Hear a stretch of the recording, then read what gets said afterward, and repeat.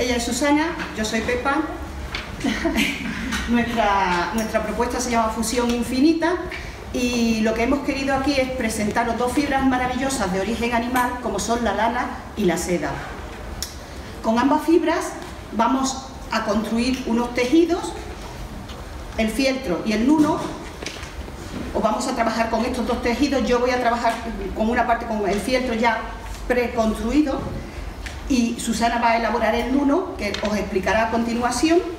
Y bueno, y sin más dilación, vamos a pasar a mostraros lo que hemos hecho. La idea era fundir su trabajo y el mío. Yo, como os decía, soy sombrera y después de crear el tejido de luno, hemos terminado la presentación con estas dos piezas, que es nuestro punto de inflexión. ¿Que las podéis ver ahí? Las podéis ver aquí y luego iremos enseñando unas muestras para que veáis cuál es la materia con la que hemos trabajado. Y a continuación empieza Susana. Gracias. Vale, yo trabajo la seda, ¿vale? Y me especializo un poco en el fieltro lino, ¿no? Entonces, la seda, como todos sabéis, es una fibra de origen animal. Aunque hay muchos insectos que producen seda, como pueden ser las arañas o algunos artrópodos, solamente la que producen las larvas del gusano Bombix mori, que se conoce como gusano de la seda, es la que se utiliza para la fabricación del tejido de la seda. De un solo capullo se puede sacar un hilo continuo de unos 1500 metros, pero se necesitan al menos, por ejemplo, para hacer un kimono se necesitan al menos 3000 capullos. Los tejidos de seda se empezaron a elaborar por primera vez en la antigua China. Se cree que hacia el año por el 3000 a.C. Hay una leyenda que dice que el emperador chino le pidió a su esposa que averiguara qué es lo que sucedía con sus plantas de morera, porque las hojas desaparecían y las plantas se morían, ¿no? Entonces la emperatriz, observando las plantas, descubrió que tenían unos gusanos muy pequeñitos que producían unos capullos de color amarillento y brillantes. Cogió uno mientras estaba tomándose un té y se le escapó dentro de la taza. Entonces, cuando fue a cogerlo con los dedos, se dio cuenta de que se deshilachaba en un hilo continuo muy largo, ¿no? Y se le ocurrió que se podía tejer y mandó que se tejiera, y así se cree que surgió la industria de la seda en China. Este secreto fue mantenido por los chinos durante más de 2000 años. De hecho, existía una ley imperial que prohibía divulgarlo y que torturaba hasta la muerte a aquel que se le escapara cualquier detalle, ¿no? Entonces, esto hizo que la seda se convirtiera en un tejido de lujo que se importaba a través de la ruta de la seda hacia Europa y toda la parte occidental. El hilo de la seda está formado por dos proteínas principales. Una es la fibroína, que es el núcleo central, y la otra es la sericina, que es una proteína que lo recubre y es como una masa pegajosa que, de hecho, cuando se va a fabricar la tela es necesario retirarla con agua caliente, por eso los capullos se hierven. Las propiedades de la seda, como muchos sabéis, son la resistencia. De hecho, un hilo de seda es igual de fuerte que uno de acero del mismo grosor. Y bueno, se dice que si se coge un cable de seda del mismo grosor que de un tamaño de un lápiz, se podría parar un Boeing 747 en pleno vuelo. Luego, posee un brillo natural. Es súper suave, es un tejido que permite la transpiración y la absorción de humedad, por lo que se puede utilizar tanto en invierno como en verano. No arde con facilidad, protege frente a los rayos UVA y se tiñe muy fácilmente debido a la estructura de la fibroína, que es como un prisma, y entonces permite que el colorante penetre y se quede dentro de la fibra. Ahora os hablamos de la lana. Pasamos a la lana. La lana es otra fibra de origen animal, como veis, se obtiene de las ovejas. En España, durante siglos tuvimos la suerte de tener una raza de ovejas maravillosa, de las que éramos la primera potencia en en lana a nivel internacional. Gracias a, bueno, después de la Reconquista, la seguridad que había territorial permite que tanto por una parte la agricultura se vaya extendiendo, la ganadería también. Entonces aparece en el siglo XIII con Alfonso X el Sabio el Consejo de la Mesta, que va a proteger para que no haya enfrentamientos tanto entre los agricultores y los ganaderos cada vez que pasaba el ganado de un lugar a otro y se comiera pues, los frutos del campo. Entonces el Consejo de la Mesta establece una serie de normativas proteccionistas y en este momento se van creando las cañadas reales y esto va a durar desde el siglo XIII hasta el XVIII, que llegue Felipe V a nuestra península. No se va a permitir que salga una sola oveja merina. Se dice que la oveja merina es una oveja autóctona, aunque no sabemos si realmente llegó del norte de África o esta oveja ya era nuestra, que de manera espontánea había surgido en el sur de la península. Eso es una cosa que es un enigma. Bueno, como veis en la fotografía, tenemos ahí a una oveja, he dicho, en la fibra que se obtiene tanto de ovejas como de carnero. Veis, es el vellón que le recubre y para obtenerlo es necesario hacer el esquilado. Tras el esquilado, como la oveja está sucia, es necesario lavarla, luego hay que escarmenarla, que era desenredar las fibras, y posteriormente del escarmenado pasamos a lo que sería el cardado. ¿Veis? Esto que está aquí no es por casualidad, cardado viene de carda, es una flor de cardo que era lo que se empleaba en su momento para abrir las fibras y alinearlas, dejarlas de manera continua. Siendo como éramos grandes productores de lana durante siglos, en la actualidad ni siquiera producimos lana como para el consumo interno, necesitamos importarla. Y los mayores productores los encontramos en Australia, Nueva Zelanda, China y en Europa, en Gran Bretaña. Pasamos para ver cuáles son las propiedades de la lana. Las propiedades de la lana es una buena absorbente de la humedad, protege del frío y del calor. Saben ustedes que los tuareg llevan trajes fabricados confeccionados con fibra de lana. Es una fibra elástica, lo que permite que después de estirarla recupere su forma, no produce llama al quemarse y cuando se le prende fuego no combustiona. Nos da un cierto olor a pelo quemado. Es un tipo de pelo de animal, pero lana solamente llamamos al pelo que recubre a las ovejas, mientras que a lo otro se le llama lana. Se ajusta a una forma y a un calor, se puede hilar y crear tejidos y apelmazar y crear el no tejido. Y ahí es donde yo quiero llegar, en el no tejido, porque nosotros en esta pequeña charla vamos a hablar de la capacidad de fieltrarse que tiene esta materia. ¿Puedes pasar, por favor? ¿Qué es lo que permite que esta fibra se pueda fieltrar? Precisamente su morfología y su complejidad química que tiene. Morfológicamente está compuesta por un núcleo, que es esta parte interior, recubierta por el córtex, y a mí lo que me va a interesar en este momento para hablar es esta parte de aquí, la cutícula. Si os fijáis, la parte exterior, bueno, esto sería una fibra evidentemente vista en el microscopio. Si os fijáis, hay una serie de uñitas o escamitas que se van superponiendo, que son las que nos van a ayudar a la hora de construir ese tejido no tejido. Y cuando hablo de tejido no tejido, aquí tenemos una imagen donde se ve con mucho más aumentada el fieltro. Es el primero, a pesar de ser un no tejido, es el primer tejido que tenemos en la historia. ¿Por qué digo un no tejido? Pues porque para ser fieltro no es necesario pasar por el telar. La lana, que aquí tenemos algunas muestras, estas fibritas, cuando se superponen en distintas direcciones, si las queréis pasar y tocar, tenéis las muestras por aquí. Cuando se superponen en todas las direcciones, mediante presión, humedad y calor, conseguimos hacer un tejido apelmazado. Y eso sería el fieltro. El fieltro, como os decía, es el primer tejido de la historia. Hacia el 6500 a.C., tanto en Mongolia como en Turquía, ya encontramos los primeros restos.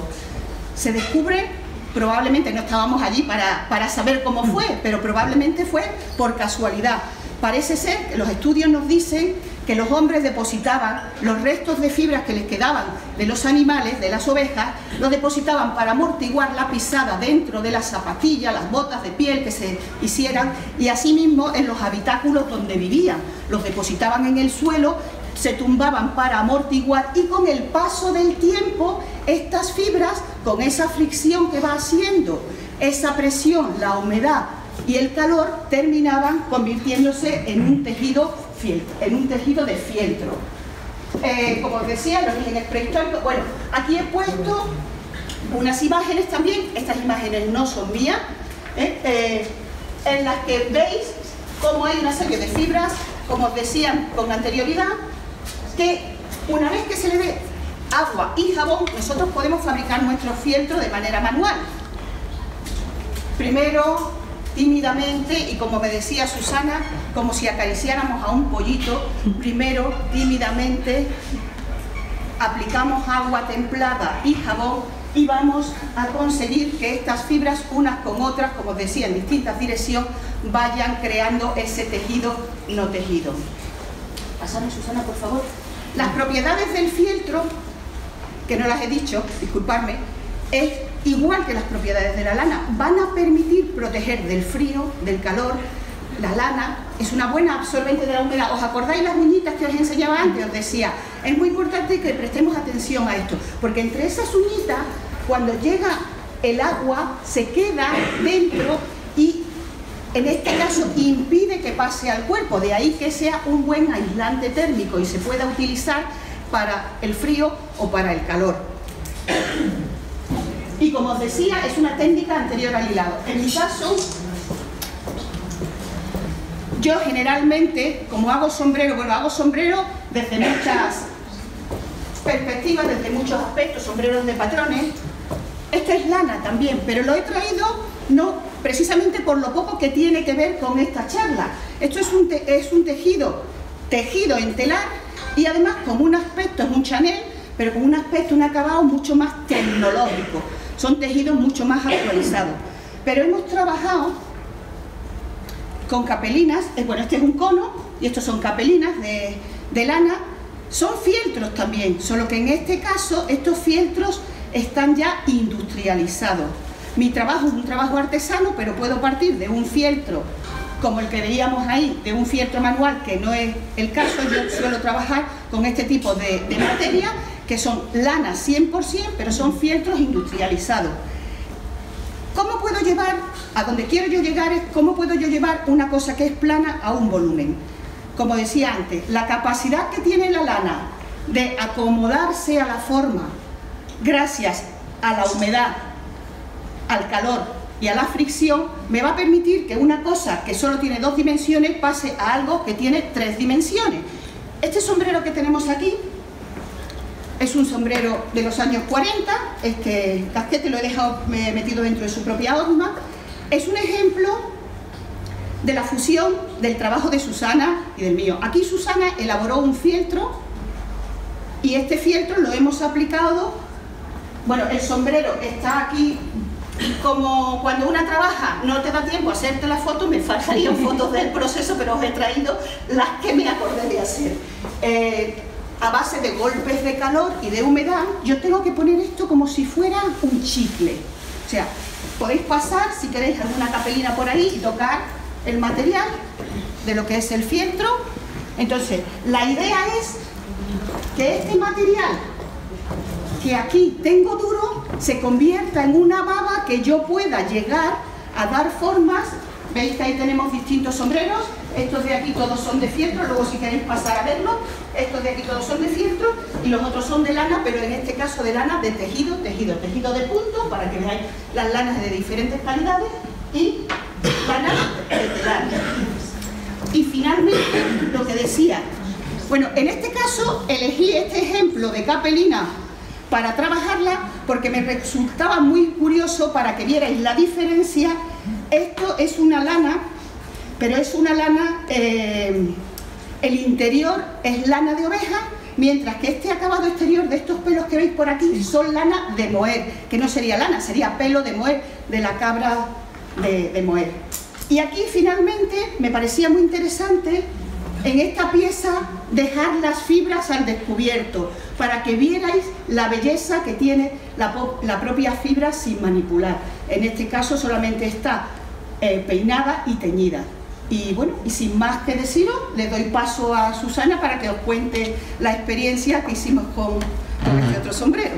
Muchas gracias. Gracias.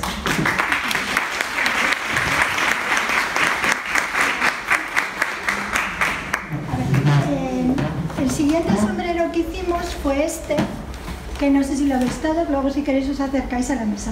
Este es mucho más delicado que el que os acaba de presentar Pepa, porque está hecho con fieltro nuno, ¿vale?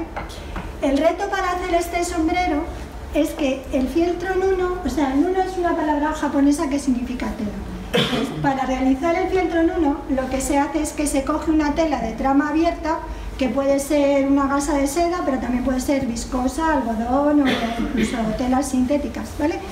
Y se colocan encima de la tela capas finas de lana, que luego, a base de calor, presión y jabón, se consigue que la fibra de la lana se entrelace con la fibra del tejido y o sea, haga como un sándwich por arriba y por abajo, ¿vale? Entonces, se consigue un tejido diferente, que sería este, ¿vale? Pero si podéis ver, esto es un tejido que no es como este fieltro, no es duro, o sea, no tiene cuerpo. Entonces, para hacer este sombrero, lo que hicimos fue colocar la gasa de seda sobre la horma y... No, pasa. Ahí, pasa. ¿Veis? La anterior. Esa. Esta es la gasa de seda que hemos utilizado, ¿vale? Que como podéis... Luego si queréis os la acercáis. Es una gasa súper transparente, ¿vale? Entonces, la colocamos sobre la horma del sombrero y fui colocando capas de una seda... una lana, perdonad, lana de oveja merino mezclada con fibras de seda cruda, que son estas partes que veréis en el sombrero, que son como de un color más beige, ¿vale? La seda no se enfieltra, no es un tejido que tú puedas enfieltrar, pero al ponerlo con la lana consigues que la lana la sujete, ¿vale? Entonces, después de varias capas, esta es la tela, como veis, y lo que se hace es abatanar, que significa dar presión, como os contaba Pepa, primero como si tuvieses un pollito al que tienes que cuidar y acariciar, y poco a poco vas aumentando la presión hasta que consigues que se forme el fieltro nuno, ¿vale? Y por otro lado hicimos la tela, que es esta, en plano, para hacer el ala del sombrero. Entonces, en el paso intermedio teníamos estas dos partes, la horca y el... Cortamos el patrón, bueno, Pepa lo cosió alrededor de la horma y finalizamos el sombrero. Yo os cuento mi experiencia, o sea, yo no soy sombrerera, no entiendo nada de sombreros, ¿no? Entonces, la experiencia bonita con ella ha sido que yo he podido entrar en su especialidad y ella ha podido entrar en la mía. Es decir, ella ha entendido qué significa una tela de nuno y yo he entendido cómo manejar un fieltro industrial o no industrial, da igual, para hacer un sombrero. Y bueno, la verdad es que ha sido una experiencia fantástica. O sea, si queréis os pasamos un trocito de... Porque un trocito de la tela. Esta es la tela. Aquí tenéis también que antes la he sacado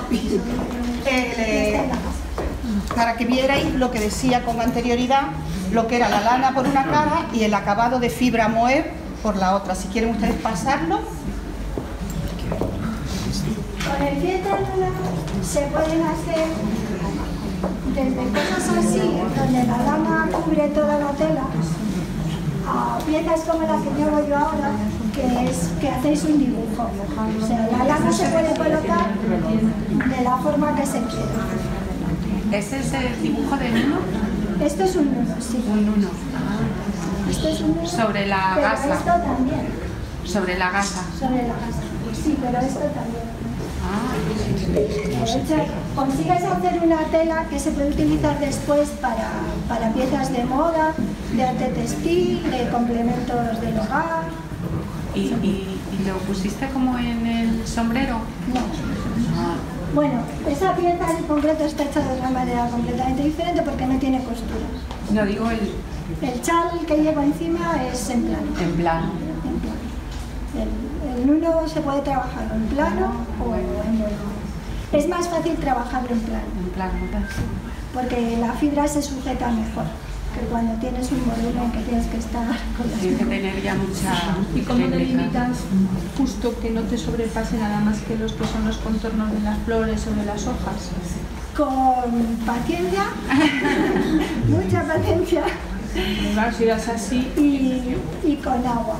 Qué O bueno. sea, la fibra Sí.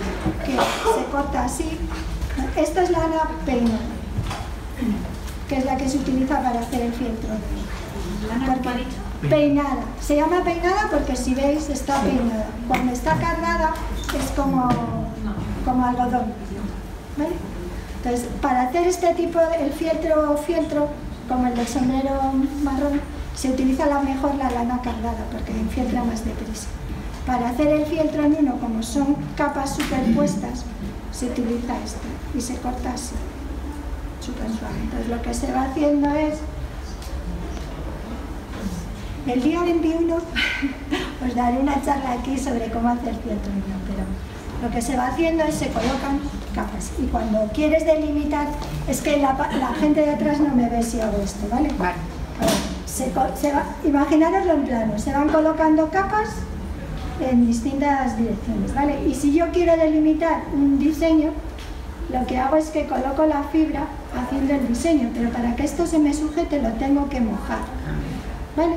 Y después sujetar con una tela de malla finita que me mantenga el diseño que yo quiero antes de abatanarlo, porque si no, como no está pegado, si yo ahora mismo hiciera así, esto me lo llevo. ¿Vale? Entonces, se hace así con mucha paciencia. La realidad es que se queda entrelazado con la tela. Se ¿no? queda entrelazado, de hecho este es el revés, ¿lo veis? Sí, sí. No sé si atrás lo veis, Sí. pero veis que la tela cambia, esta es sin lana y aquí cambia. Donde está la lana se entrelaza y se arruga. O sea, de hecho, este es otro efecto que se puede conseguir cuando haces una pieza, porque si yo sobre esta parte coloco otra pieza de tela, también la enfieltro, pero se me queda también así, arrugada. Entonces sirve para conseguir efectos tridimensionales un poco en la tela. Lo mismo que aquí. En ese. ¿Os acordáis de las uñitas que os hablaba al principio? Esas son las que atrapan la seda. Esas escamitas.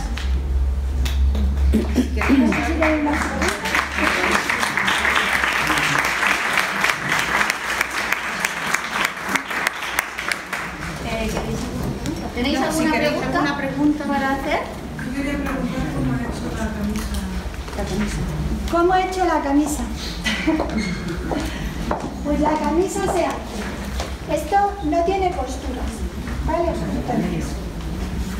Se hace una plantilla calculando el encogimiento, ¿vale? Se hace primero una muestra con la lana que yo voy a utilizar, colocándola en las direcciones en las que yo pienso que va a ir el diseño, ¿vale? Porque la dificultad al hacer el fieltro no es el encogimiento.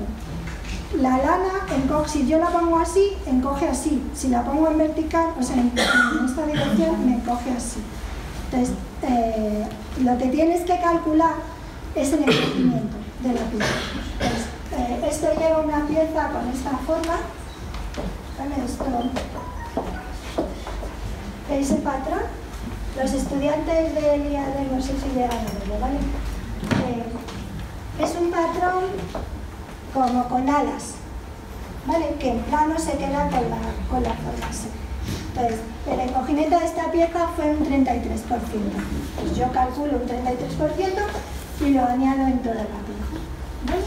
Entonces, luego, ese patrón lo hago en papel de burbujas.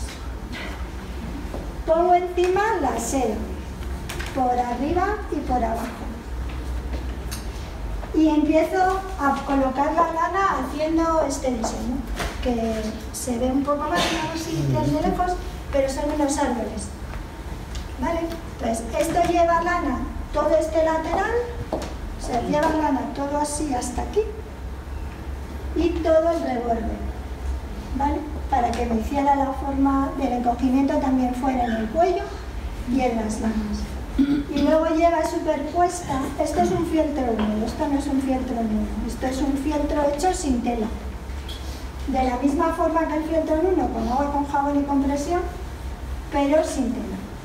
Y están recortadas, decoradas con bordado y cosidas sobre la tela. Entonces, al poner la lana no es necesario hacer cosas. Se limpia, es lana, ¿vale? Y es seda. La seda es una tela súper resistente, o sea, aguanta muchísimo el calor, pero al mismo tiempo es una tela delicada. Es decir, no la puedes dejar al sol, la tienes que lavar con jabón neutro. La lana se lava y se plancha igual que la lana, pero como esta está combinada con seda, pues se lava con jabón neutro, se tiende en plano. Cuando se puede planchar pero sin estirar, porque entonces sacas la fibra de la tela y destrozas el nudo, y que no le dé el sol, que no se estruje. ¿Y no coge a lavarla? No, se lava con agua fría. Sí, o sea, cualquier lana, cualquier tejido de lana, si tú lo lavas con calor o lo metes en la lavadora a 60 grados, es como cuando metes un pastelazo así, y se encoge. Una vez encogido no se puede hacer nada. No.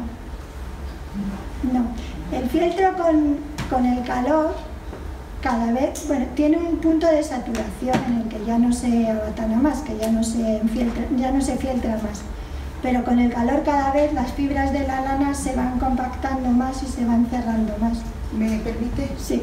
En el caso de los sombreros, si quieres volver a recuperar, solamente tendrías que proyectar vapor y, como os decía al principio, y volveríamos a estirar si queremos, en el caso de estos fieltros. Si proyectamos vapor y dejamos blandito, vamos a poder volver a manipular. La idea es no manipularlo una vez que tienes un sombrero realizado, pero sí podrías estirar la fibra de nuevo. Pero este no lo puedes. Este ya no se puede manipular. ¿Sí? Yo quería, por si alguien se anima, si tenéis una estimación aproximada de lo que os ha costado el material para elaborar los sombreros y el tiempo que habéis empleado para hacerlo. Por si alguien se anima, para que tenga una idea un poco de en qué mundo se va a meter, ¿no? Bueno, el tiempo, todo el que quieras. Aquí hemos ido un poco a contrarreloj, ¿verdad? Sí, porque teníamos que preparar. Pero a ver, el sombrero unas 10 horas. 10 horas de trabajo. Bueno, sí, más o menos. El otro tal vez un poco menos, no, bastante menos tiempo, porque contamos ya con la materia y bastante menos tiempo. Ha sido una realización mucho más. Aquí lo que había era pues que planchar para que agarrara bien la forma de la horma, ¿no? Pero ya contábamos con un material de base. Y el precio yo en este momento no lo podría decir porque tenemos piezas. Este fieltro se compró en Alemania en el 2013, entonces ni me acuerdo lo que nos pudo costar, pero puede estar en torno a 60 euros solamente este fieltro con acabado moher. Podemos partir de conos de estos que están en torno a los... Para tener unas calidades medianamente decentes, pues tendríamos que tener unas capelinas de 25 o 30 euros, aunque las puedes encontrar de unas calidades nefastas a 8 o 10 euros, pero eso, partimos de precios, vamos sumando. ¿Puede haber fieltro que no sea de lana y que te lo vendan como fieltro? O sea, de Sí, algún pues otro material poliéster o... sí, de pelo Se de nota, camello. Lo que pasa es que generalmente suelen estar mezclados, ¿eh? Porque ya os decía, al principio no recuerdo si os lo he comentado, igual con la velocidad de quererlo explicar todo, me deja algún dato por el camino. A lo que se llama lana solamente es al pelo que recubre a la oveja, lo otro es pelo, y el pelo no tiene las mismas características morfológicas que tiene la lana, es mucho más liso. Entonces es la lana la que tenía, vuelvo otra vez a las escamitas, las uñitas, las que tenía esa capacidad de retener. Otras fibras van a tener, pero menor. Es la lana de oveja la que facilita, y generalmente suele estar mezclado. En este caso teníamos un moher en el exterior que era pelo de cabra, y en el interior teníamos la lana de oveja. ¿Se pueden hacer cosas con los pelos? Sí, pero a lo mejor ya no es un fieltro, es otro tipo de cosa, o como os decía, es en este caso con una proporción de lana en su interior. Y una pregunta, ¿ese fieltro con el pelo del moher se puede comprar así ya con el pelo? Sí, se compra así, era lo que os decía. O sea, esta capelina de lana me parece que fue, esto es de hace unos cuantos años, lo compré en Alemania en una feria que estuve, y eran como 60 euros. Lo que me costó solamente no era una capelina, era un conito. Esto es una capelina que tiene forma más de sombrero, y esto es un conito. Lo podéis comprar con acabado aterciopelado, con pelo de castor en ella, que es magnífico, la de pelo de castor, pero ya a lo mejor nos vamos a 100 euros una capelina de pelo de castor. O sea que dependiendo de las calidades, de lo que queramos comprar. Y otra pregunta, para darle forma utilizáis agua, presión, calor y jabón, Sí. ¿verdad? ¿El jabón luego se retira? Bueno, no, perdón. En este caso, en el del sombrero, yo no uso jabón. Hay otra... Sí. Esto es una horma, esto es una plancha.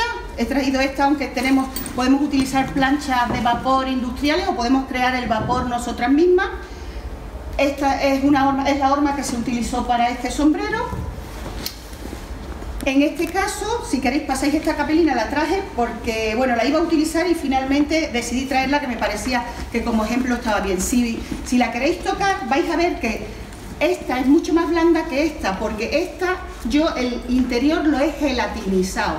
O sea, para que un sombrero conserve la forma durante más tiempo, vamos a utilizar algún tipo de aglutinante que nos permita que sea el sombrero mucho más resistente y que se adapte mejor a la forma. Y en este caso, si lo queréis pasar, pues veréis que ya la fibra... Pero esto, cuando le proyectamos vapor, damos bien de vapor, os digo que se queda como un chicle. Es un trabajo de paciencia también, de proyectar, y cuando ya lo tengo blandito, empiezo a estirar y a colocar y a intentar amoldar, porque esta horma que veis ahí es una horma básica, muy sencilla, pero tenemos hormas. Este sombrero que tenemos aquí, por ejemplo, es un casquete que está hecha con una horma chiquitita que me hicieron en Francia y tiene más formas. Luego aquí hay una cuestión de ensamblaje y corte también, para que veáis. Es tan blando el fieltro cuando se vaporiza, que fijaos, esto es un troquel antiguo, es del siglo XIX, solo con dar un pequeño golpecito con mi martillo puedo sacar las flores. Todas estas flores que están aquí están hechas troqueladas de esta manera. ¿Tan fácil, sabes? ¿Perdón? Tan fácil, solo con un golpe y ya... Sí, si el fieltro está bien vaporizado y las fibras nos permiten cortarlas perfectamente, porque os digo que se queda, si habéis hecho un buen trabajo de vapor, se queda bien blandito. Y no quería, se me ha pasado antes comentaros, dejar de pasar, mirad, eso es una yurta, es una casa típica de Mongolia, y no quería pasar sin comentaros, porque para mí ahí estaba la fusión infinita. Ahí hay seda, las decoraciones son seda, y el casco y toda la pieza está hecha en fieltro, y son casas impermeables donde vive la gente en Mongolia. Y me parecía que era como un sombrero a lo gigantesco, y por eso quería traer esta imagen. Contestando a tu pregunta sobre el jabón, en el caso del fieltro en uno sí que hay que quitarlo, se aclara, y luego hay que meterlo en agua con vinagre para que el pH vuelva a convertirse en ácido, ¿vale? Porque el jabón basifica. Entonces, para que la piedra te dure eternamente y no se rompa con el tiempo, hay que quitarlo.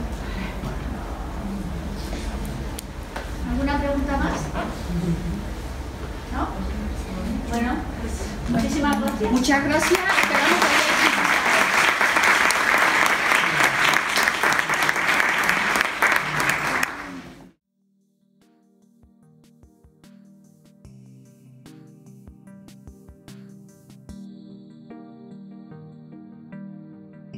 Si te ha gustado este vídeo, haz clic en me gusta, compártelo y deja un comentario debajo.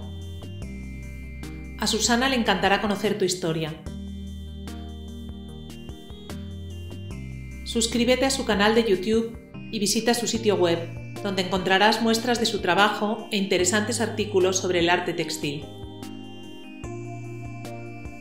Y no te olvides de suscribirte a su lista para que te informe sobre sus actividades, cursos y proyectos, y de seguir a Susana en otras redes sociales.